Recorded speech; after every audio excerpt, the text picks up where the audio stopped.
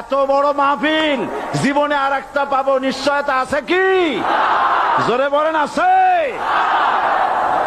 আজ আমাকে কথা বলতেই হবে ইনশাআল্লাহ, কারণ আগামীতে আবার আপনাদের সাথে দেখা হবে কিনা আমি জানি না।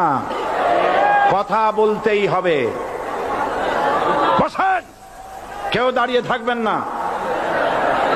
আমি দেখতে পাচ্ছি বাংলাদেশের ভাগ্য আকাশে উত্তর গগনে কালো মেঘ জমা হয়েছে, ঝড়ের পূর্বাভাস লক্ষ্য করছি।